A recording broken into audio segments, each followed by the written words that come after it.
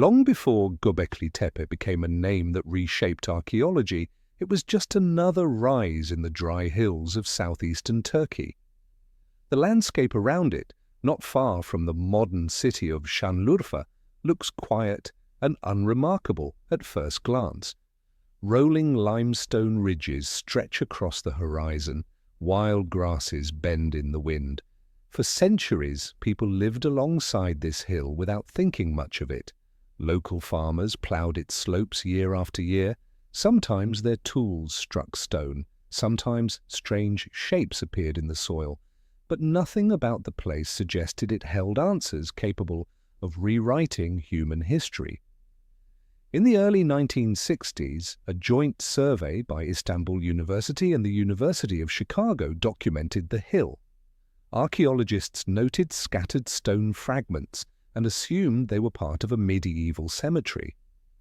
That explanation fit neatly with what was already known about the region. The site was catalogued, briefly described, and then largely forgotten. There was no reason at the time to believe it was anything more than a disturbed burial ground. Archaeology often moves this way, guided by expectations as much as evidence. If something doesn't fit the known timeline, it is easy to overlook. For the people living nearby, the hill had no special status.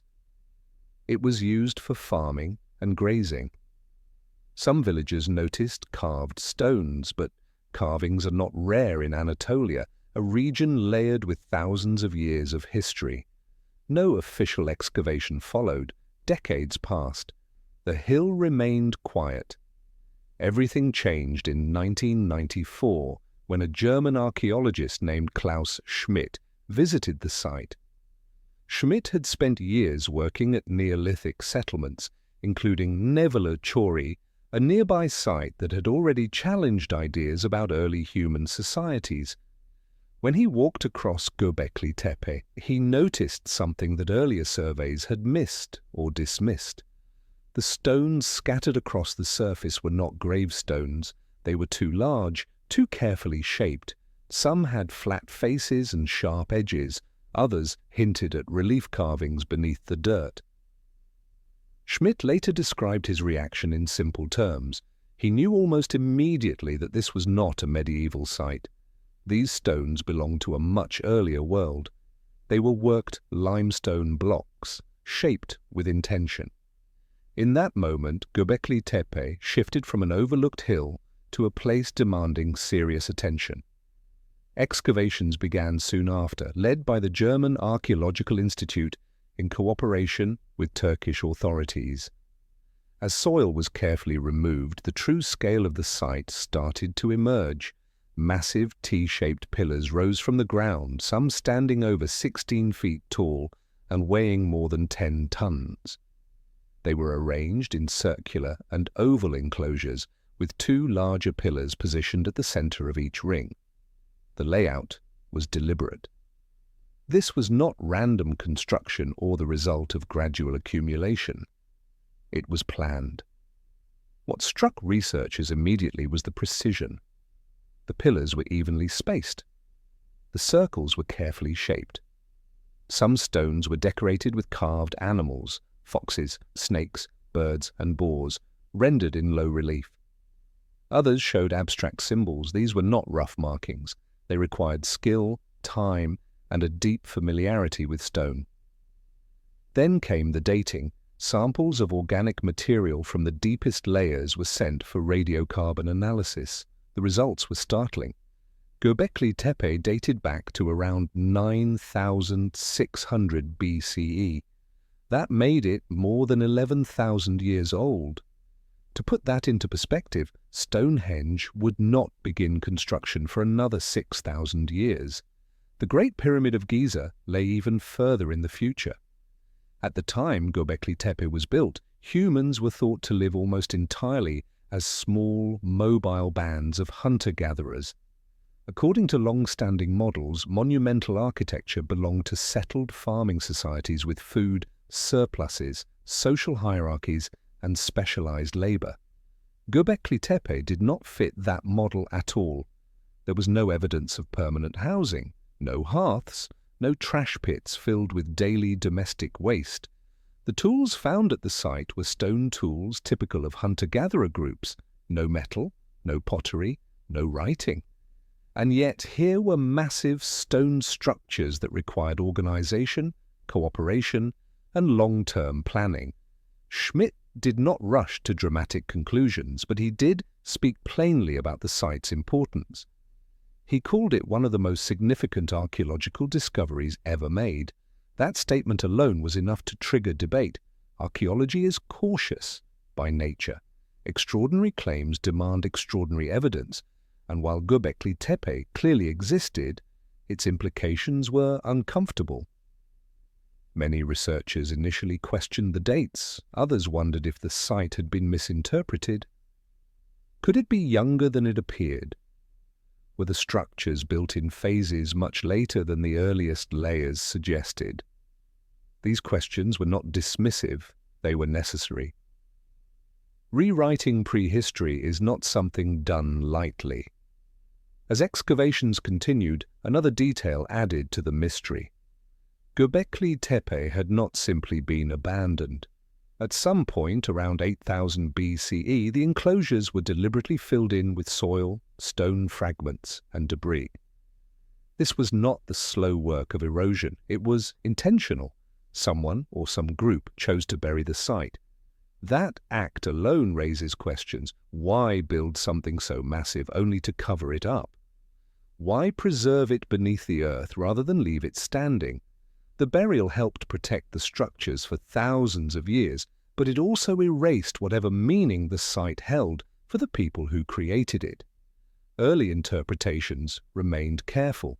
Schmidt argued that Göbekli Tepe was likely a ritual or ceremonial center, a place people gathered rather than lived. That idea was based on what was missing as much as what was present. Still, many archaeologists hesitated. The word temple carries assumptions that may not apply to societies without writing or formal religion as we understand it. What everyone could agree on was this. Göbekli Tepe showed that hunter-gatherers were capable of far more complex social behavior than previously believed. Organizing quarrying, carving, transporting, and erecting massive stone pillars required leadership, shared purpose, and cooperation across large groups. It suggested that social complexity did not wait for farming to appear. The discovery did not offer easy answers. Instead, it raised deeper questions about human motivation. What drove these people to gather here? What beliefs or traditions brought them together? And how did knowledge of construction pass from one generation to the next without written records? Unlike deep-sea mystery sites or submerged civilizations explored through underwater archaeology, Göbekli Tepe lies fully exposed on land. Yet it shares something in common with unexplained ruins found beneath the ocean, a sense that human history still holds gaps, places where evidence survives but meaning does not. The stones are real, the dates are real, the uncertainty is real too. By the end of the 1990s, Göbekli Tepe was no longer ignored. It had become a focal point for debate about the origins of civilization itself. The hill that once seemed ordinary now stood at the center of a quiet revolution in archaeology. And this is where the deeper mystery begins. Not with claims of lost worlds or advanced technology, but with a simpler, more unsettling question. If people without farming, metal, or writing could build something like Göbekli Tepe, what else do we misunderstand about our earliest ancestors? What kind of society came together here, and for reasons we are only beginning to imagine? That question will guide everything that follows. To understand why Göbekli Tepe is so difficult to explain, it helps to step back and look at the world as it existed when the site was first built. Around 9600 BCE, the Earth was coming out of the last ice age. Massive glaciers were retreating to the north, sea levels were rising, slowly reshaping coastlines, and in other parts of the world, setting the stage for what modern researchers now study as lost underwater cities and submerged civilizations. But here, in southeastern Anatolia, the changes were felt in a different way. The climate was becoming warmer and slightly wetter. This region, near today's Şanlıurfa in Turkey, sat within what archaeologists call the Fertile Crescent. Wild grasses grew naturally across the hills. Early forms of wheat and barley spread without human planting. Herds of gazelle moved through the valleys. Wild cattle, boar, and birds were common. It was a landscape rich in natural resources, especially for people who knew how to move with the seasons. The people who built Göbekli Tepe lived entirely within this world. Archaeological evidence from the earliest layers shows no signs of farming. There are no domesticated animal bones, no planted fields, no storage pits for grain. Instead, the remains tell a clear story of hunter-gatherers. Stone tools found at the site, such as flint blades and scrapers, closely match those discovered at other epipaleolithic sites across the region. These tools were used for hunting, cutting meat, and processing plants gathered from the wild. This matters because it challenges one of archaeology's longest-held ideas. For decades, the standard model suggested that humans first settled down, began farming, produced food surpluses, and only then developed complex social structures and monumental architecture. Göbekli Tepe appears to reverse that order. Here is a massive construction project created by people who, according to the evidence, still lived mobile lives. Daily life for these groups would have been shaped by movement. Small bands likely traveled across familiar territories following animal migrations and seasonal plant growth. They probably lived in temporary shelters made from wood, reeds, and hides, none of which would survive thousands of years in the archaeological record. Their social world would have been built around cooperation. Hunting large animals required planning and teamwork. Knowledge about the land was passed down through stories rather than written records. At Göbekli Tepe itself, the absence of everyday living evidence is striking. Archaeologists have not found permanent houses. There are no hearths where families cooked daily meals. There are no thick layers of domestic trash that usually build up where people live year-round. Instead, the site feels different, purposeful, almost set apart from ordinary life. Limestone, however, was everywhere. The hill itself is made of it. Quarries lie just a short distance from the enclosures, and unfinished pillars have been found nearby. This local availability explains how hunter-gatherers could work with such massive stone blocks. They did not need to transport them across long distances. Even so, carving and erecting pillars weighing many tons would have required dozens of people working together over extended periods. This brings us to one of the most important questions. If no one lived at Göbekli Tepe permanently, why invest so much effort there? Many researchers believe the answer lies in gatherings. The site may have functioned as a central meeting place where different groups came together at certain times of the year. These gatherings could have coincided with hunting seasons, animal migrations, or periods when wild grains were ready to harvest. Food remains found at the site include large quantities of animal bones, suggesting feasting events rather than everyday meals. Such gatherings would have served many purposes. They allowed people to strengthen social bonds, exchange knowledge, find marriage partners, and settle disputes. They may also have been moments when shared beliefs were reinforced. While archaeologists are careful not to label Göbekli Tepe a temple in a modern sense, few deny that it held symbolic importance. The carved animals on the pillars add to this idea. Predators like lions and snakes appear alongside prey animals such as gazelle. These carvings repeat across different enclosures, suggesting shared meanings understood by many groups. Whether these symbols represented stories, spiritual concepts, clan identities, or something else entirely remains unknown. What is clear is that the carvings were intentional and meaningful.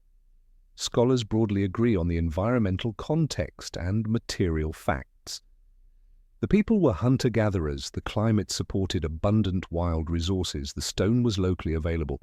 Göbekli Tepe was not a village. Where opinions begin to differ is motivation. Some researchers propose that belief systems themselves may have driven people to work together on this scale. The act of building could have reinforced social unity. Others suggest that competition between groups may have played a role, with monument building serving as a display of strength or cooperation. There is also discussion about whether early forms of leadership emerged around these gatherings, even if they were temporary. What makes Göbekli Tepe especially intriguing is its timing. Not long after the site was first built, evidence of early agriculture begins to appear elsewhere in the region. Domesticated wheat shows up within a few thousand years. Permanent villages become more common. Some scholars wonder whether places like Göbekli Tepe helped push societies toward farming by bringing large numbers of people together, increasing pressure on wild resources. There is no direct proof of this connection, and many archaeologists caution against drawing a straight line. Correlation does not mean causation. Still, the overlap in timing is hard to ignore. Göbekli Tepe sits right at the edge of a major shift in human history. Unlike deep-sea mystery sites explored through underwater archaeology, where rising oceans hide evidence beneath layers of sediment, Göbekli Tepe preserves its secrets in plain sight. The ruins are not sunken structures or ancient ocean discoveries. They stand on dry land carved into a hill that people walked past for generations. And yet the mystery is just as deep. What scholars agree on is solid: the environment, the tools, the lack of farming, the deliberate construction. What remains uncertain is the inner world of the people themselves. What stories did they tell? What beliefs brought them together? What made this place worth the effort when survival alone did not demand it? As this chapter closes, Göbekli Tepe appears not as an isolated anomaly but as a turning point, a moment when human societies were experimenting with new ways of organizing, believing, and belonging. Whether this experiment helped lead to agriculture or simply existed alongside it remains an open question. The stones do not answer it directly. They only remind us that long before cities, before writing, and before farms, people were already capable of building something that reached beyond daily survival. And that realization continues to quietly reshape how we understand the very beginning of human civilization. As excavations continued at Göbekli Tepe, attention slowly shifted from the shock of its age to the stones themselves. Once the soil was cleared, what stood exposed was not a rough or improvised site, but a carefully arranged landscape of carved limestone. Every enclosure followed a similar plan. A ring of tall, T-shaped pillars stood in a rough circle, and at the center, two larger pillars faced each other across a narrow space. Some of these stones rose more than 5 meters high. Even today, standing beside them gives a sense of scale that photographs struggle to capture. The layout was not accidental. Each circle was designed with balance in mind. The spacing between pillars was deliberate. The central stones were always larger and more prominent, suggesting a focal point within each enclosure. Archaeologists labeled these spaces with simple letters, enclosure A, B, C, and D, but their repetition across the hill hints at shared rules of construction. Whoever planned Göbekli Tepe followed a consistent idea of how these spaces should be formed. The most striking feature of the pillars is their shape. The T-form is unique and immediately recognizable. Over time, many researchers came to believe that this shape was symbolic rather than structural. The horizontal top resembles shoulders. The vertical shaft forms a body. This idea gained strength as carvings were studied more closely. On several pillars, faint but clear reliefs show arms running down the sides. Hands meet at the front. Some figures wear belts, and a few even show what appear to be loincloths. There are no faces, no eyes, no mouths. The absence is consistent across the site. This choice raises questions that have no easy answers. Were the figures meant to represent humans in general rather than individuals? Were faces avoided for symbolic reasons, or did meaning lie in the body and posture alone? Archaeologists can describe what is there, but intention remains beyond reach. Animal carvings dominate the visual language of Göbekli Tepe. Foxes appear often, sometimes shown in motion, sometimes stretched along the stone. Snakes coil and twist across pillar surfaces. Boars, birds, insects, and wild cattle also appear. These are not decorative in the casual sense. The animals repeat across different enclosures, suggesting shared stories or symbols known to everyone who gathered there. Some animals shown are dangerous. Snakes and predators are given prominence. Others are common prey animals from the surrounding environment. The selection feels intentional, but meaning is debated. Some scholars suggest the carvings may reflect mythological ideas or spiritual beliefs. Others argue they could represent clan symbols or social identities. There is also the possibility that these animals were chosen because of their role in daily life, hunting, or seasonal cycles. Importantly, no single interpretation has been proven. There are no inscriptions to guide us, no written explanations. What remains are patterns, repetition, placement. These patterns suggest meaning, but they do not reveal it. The way the carvings were made adds another layer to the mystery. The reliefs are shallow but precise. Creating them required steady hands and familiarity with stone. The tools used were simple flint implements, many of which have been found nearby. Experimental archaeology has shown that limestone can be shaped effectively with such tools, but the process is slow and labor-intensive. Producing dozens of pillars and decorating them would have taken years of sustained effort. Quarries, located close to the enclosures, help explain how the stones were sourced. Some unfinished pillars still lie where they were cut from the bedrock, frozen in place as if work stopped suddenly. These quarries show that the builders did not transport stone from distant locations. Instead, they worked directly from the hill itself. Even so, moving pillars weighing many tons required coordination. Rollers, sleds, ropes, and manpower would all have been needed. This level of organization challenges older assumptions about hunter-gatherer societies. There is no evidence of kings, priests, or permanent leaders at Göbekli Tepe. There are no signs of centralized authority carved into the stone. And yet the work demanded cooperation on a large scale. Dozens, possibly hundreds of people had to agree on a plan and follow it. The enclosures were not all built at the same time. Archaeological layers show that construction took place over centuries. New circles were built while older ones were still visible. Despite this long time span, the basic design remained consistent. This raises an important question. How was knowledge passed down across generations without writing? How did builders know the correct proportions, layouts, and symbols to use? Oral tradition is the most likely answer, but that explanation still leaves gaps. Oral knowledge can change over time. Yet at Göbekli Tepe, the architectural rules stayed remarkably stable. Each enclosure followed familiar principles while remaining distinct in detail. This balance between repetition and variation suggests careful teaching and shared memory. Another undeniable fact is that Göbekli Tepe was not meant to last forever. Around 8000 BCE, the enclosures were deliberately buried. Soil, stone fragments, and debris were placed carefully around and inside the circles.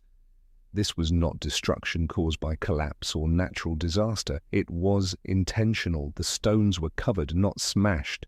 The burial preserved the site, sealing it away for thousands of years, but it also signals a clear ending. Whatever purpose Göbekli Tepe served, that purpose came to a close. Why remains unknown. Some researchers suggest changing beliefs. Others point to shifts in social organization or subsistence strategies, as early farming began to appear in the region. Archaeologists agree on the basic sequence. The site was built, it was used, and then it was buried. There is no evidence of violent abandonment or sudden crisis. The end appears planned, much like the construction itself. Standing among the pillars today, one feels the weight of that decision. These were not random stones left behind. They were part of a shared project that mattered deeply to the people who made it. The fact that they chose to hide it rather than erase it suggests respect, closure, or transformation. What remains uncertain is the deeper meaning behind every design choice. Why 2 central pillars? Why circles rather than lines? Why animals instead of scenes from daily life? Why no faces? Archaeologists can describe patterns and materials, but intention remains locked inside stone. Unlike unexplained ruins found beneath the sea, where underwater archaeology must work around currents and sediment to study sunken structures, Göbekli Tepe allows direct contact with its builders' work. There is no deep-sea mystery here, no submerged civilization hidden beneath waves, and yet the silence of the stones feels just as deep. Each pillar carries marks of human hands from more than 11,000 years ago. Each carving reflects choices made without written plans or recorded instructions. These choices were remembered, repeated, and respected across generations. In the end, the stones themselves are the strongest evidence we have. They show planning, skill, patience, and a shared vision that survived for centuries. What they do not show is why that vision mattered so much. As this chapter closes, Göbekli Tepe stands not as a puzzle of technology, but as a puzzle of meaning. The builders knew exactly what they were doing. They followed rules we can trace but not explain. Their world did not leave behind words, only forms. And so the mystery remains grounded and real, not in fantasy, not in exaggeration, but in the quiet certainty that human beings, long before cities or writing, were capable of creating something powerful enough to endure and strange enough to still question us today. As Göbekli Tepe became better understood in terms of age, layout, and construction, a deeper question moved to the center of discussion. It was no longer just about how the site was built, but why. What role did this place play in the lives of the people who gathered there? And what did it mean for the larger story of human history? Klaus Schmidt, who led excavations at Göbekli Tepe for nearly 2 decades, was among the first to offer a clear interpretation. Based on the absence of houses, hearths, and everyday domestic waste, he argued that the site was not a settlement. Instead, he believed it served a ritual purpose. Schmidt went further, suggesting that Göbekli Tepe might represent the world's oldest known religious complex. Not a temple in the later sense of stone halls and formal priests, but a place where shared beliefs brought people together. This idea carried serious implications. For much of the 20th century, archaeologists believed that religion and complex social behavior emerged only after agriculture. The logic seemed straightforward. Farming creates food surpluses. Surpluses allow people to settle. Settlements lead to specialization, leadership, and eventually ritual structures.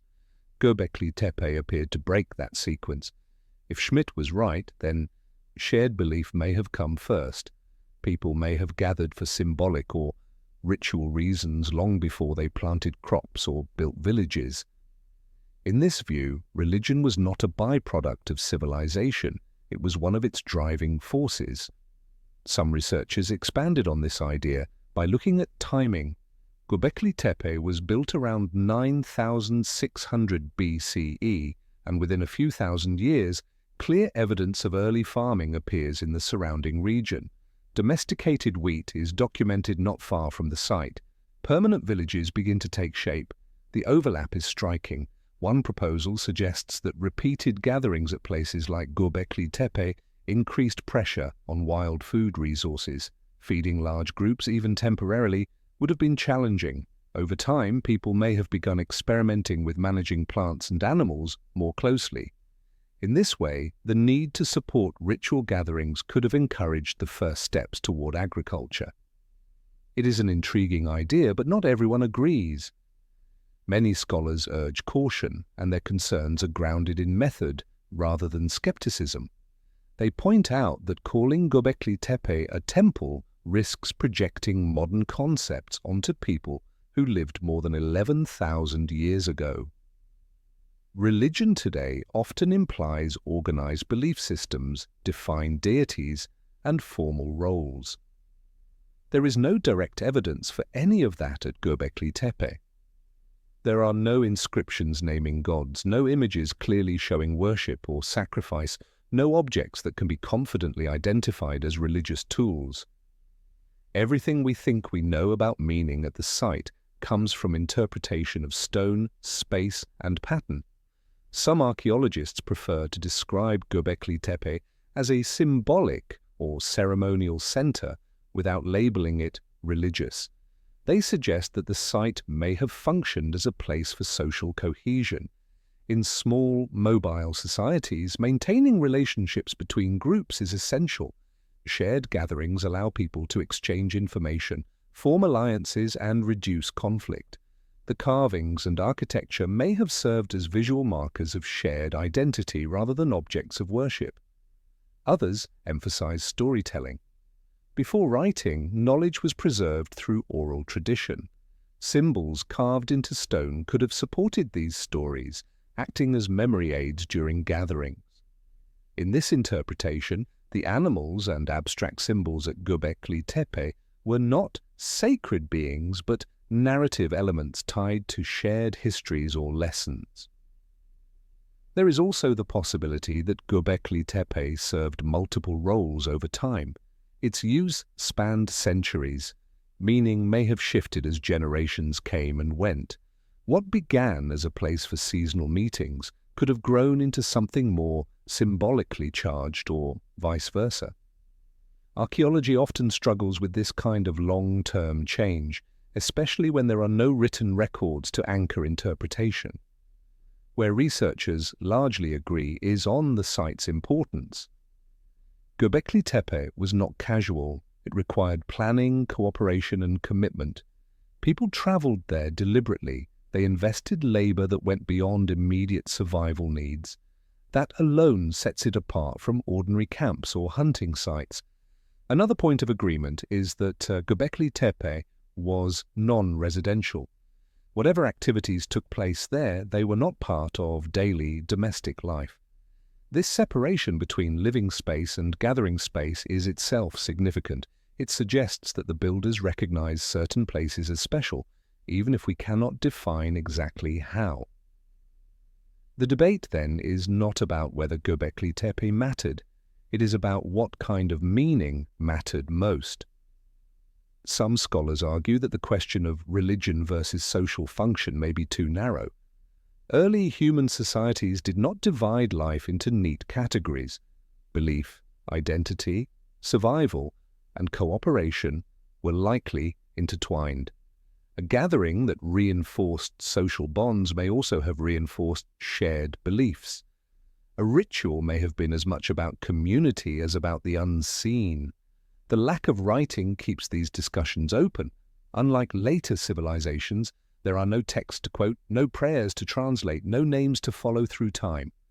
Archaeologists must rely on material remains alone. This is similar in some ways to how underwater archaeology approaches sunken structures. When researchers study submerged civilizations or unexplained ruins beneath the sea, they often face the same challenge. Stone walls and foundations survive, but meaning must be inferred without words. Yet Göbekli Tepe differs in one key way. It was not lost to rising waters like many ancient ocean discoveries. It was buried by human choice. That decision suggests intention, closure, or transformation.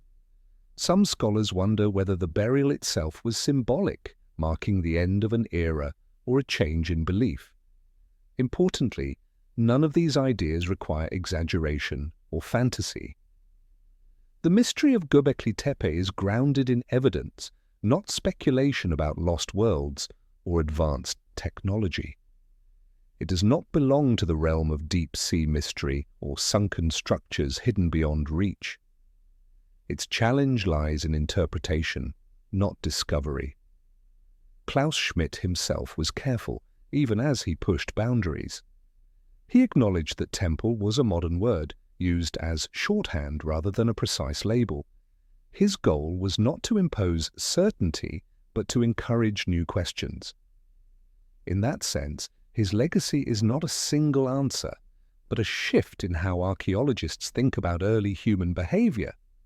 Today, researchers continue to debate Göbekli Tepe's role with healthy disagreement. Some lean toward ritual explanations, others focus on social organization. Many accept that both elements were likely present. What unites these views is recognition that the site forces a rethink of old models. Complex behavior did not wait for farming. Monumental construction did not require kings or cities. Shared meaning, whatever form it took, was enough to bring people together. As we step back from the debate, one thing becomes clear. Göbekli Tepe does not offer a simple lesson, it offers a challenge. It asks us to accept that early humans were not just surviving, but imagining, organizing, and expressing ideas in ways we are still trying to understand. The absence of final answers is not a weakness, it is the core of the mystery. Göbekli Tepe stands at the edge of what evidence can tell us, reminding us that human history is not a straight line from simple to complex. Sometimes complexity appears early, and sometimes it leaves behind questions that last far longer than the stones themselves. As the story of Göbekli Tepe reaches the present day, one fact shapes every serious discussion about the site. Most of it is still hidden. Archaeologists estimate that only about 5 to 10% of the hill has been excavated. What visitors see today, those massive T-shaped pillars rising from circular stone walls, is only a small window into something far larger. Ground-penetrating radar surveys conducted by teams from the German Archaeological Institute and Schönlefer Museum suggest many more enclosures lie beneath the soil, stacked and layered across the limestone ridge. The decision to slow excavation is deliberate. Göbekli Tepe is fragile, and once exposed, it can never be returned to its original state. This careful approach means that progress comes in small steps. Researchers study tool marks carved into limestone pillars, thin soil layers trapped between construction phases, and microscopic remains like pollen, charcoal, and animal bone fragments. These details help estimate how long each enclosure was used and whether activity was constant or seasonal. Yet almost every answer opens a new question. Radiocarbon dating confirms construction began around 9,600 BCE, but the rhythm of use, whether decades or centuries, remains unclear. There is no single moment that explains the site. Instead, it appears to have evolved slowly, shaped by repeated human decisions we can only partially trace. One of the most debated questions is also one of the simplest to ask. Why was Göbekli Tepe buried? Unlike cities abandoned by war or climate, this site was intentionally filled in. The enclosures were packed with rubble, broken stone tools, and animal bones. There is no sign of destruction or panic. Klaus Schmidt argued that this burial was symbolic, perhaps a ritual closing of spaces that had served their purpose. Other scholars suggest more practical reasons, such as structural instability or changing social needs. What matters most is that burial was planned. Someone organized the effort, and someone decided it was time. Equally puzzling is what the carvings choose not to show. The pillars are covered in animals, foxes, snakes, boars, birds, and insects, carved in low relief with careful attention to movement and form. Human figures are rare and abstract. There are no clear scenes of daily life, no hunting narratives, no farming images. Some researchers interpret the animals as clan symbols or markers of group identity. Others see them as references to stories, seasonal cycles, or shared myths now lost. Without inscriptions, these interpretations remain cautious. The absence of humans may be just as meaningful as their presence, but meaning itself stays out of reach. Labor organization is another unresolved piece of the puzzle. Constructing pillars weighing up to 20 tons required planning, cooperation, and skill. Yet there is no clear evidence of kings, chiefs, or priests directing the work. No elite burials, no administrative buildings. This challenges older models of social hierarchy, where monument building follows political power. At Göbekli Tepe, coordination seems to have existed without visible authority. Some archaeologists propose rotating work groups drawn from different communities. Others suggest temporary leadership roles tied to specific events. The stones show effort, but they do not show command. Perhaps the most far-reaching question concerns timing.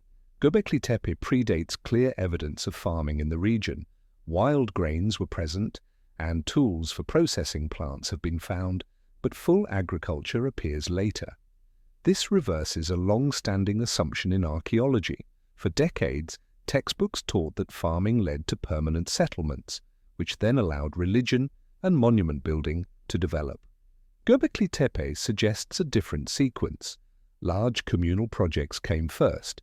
Farming may have followed not as a cause, but as a response. It is important to say what Göbekli Tepe is not. It is not a fantasy site. It does not require lost civilizations or advanced technologies beyond what stone, tools, and human cooperation can explain. The evidence is real, documented, and carefully studied. In that way, it differs from claims about lost underwater cities or sunken structures, sometimes linked to ancient ocean discoveries. Unlike deep-sea mystery narratives that rely on limited access and poor visibility, Göbekli Tepe sits on land open to excavation and peer review. Its power comes not from secrecy, but from clarity that still leaves room for doubt. What scholars agree on is significant. The site was non-residential. It was socially important. It was symbolically rich, and it forced a shift in how early human behavior is understood. Disagreement begins when interpretation moves beyond stone and soil. Was this religion, as we define it today?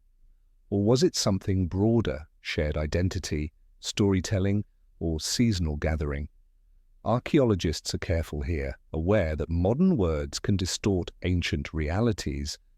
Labeling Göbekli Tepe too quickly risks closing questions that should stay open. As research continues, new technologies promise fresh insights. Microscopic wear analysis may reveal how often tools were used. Chemical studies of soil could clarify feasting patterns or long-term occupation. Each method adds detail, but none offer final answers. Göbekli Tepe sits at the edge of what material evidence can explain. It is a reminder that archaeology, like underwater archaeology exploring submerged civilizations, often works with fragments. The difference is that here, the fragments are massive, deliberate, and still standing. The enduring mystery of Göbekli Tepe is not rooted in fear or spectacle. It comes from restraint. The stones do not tell us why they were carved, only that they were. They do not explain who led the work, only that cooperation happened. They do not say why the site was buried, only that someone chose silence over abandonment. In that quiet refusal to speak clearly, Göbekli Tepe reshapes how we think about the origins of complex society. What makes it extraordinary is not that it defies explanation, but that it forces better questions. It reminds us that human history did not move in a straight line. People gathered, imagined, organized, and built long before writing kept record of their reasons. As excavation continues slowly and carefully, interpretations will change. Some ideas will fade, others will sharpen. But even then, Göbekli Tepe will likely remain unfinished in the most meaningful way. The mystery endures not because we imagine too much, but because the stones, even after 12,000 years, still refuse to say everything.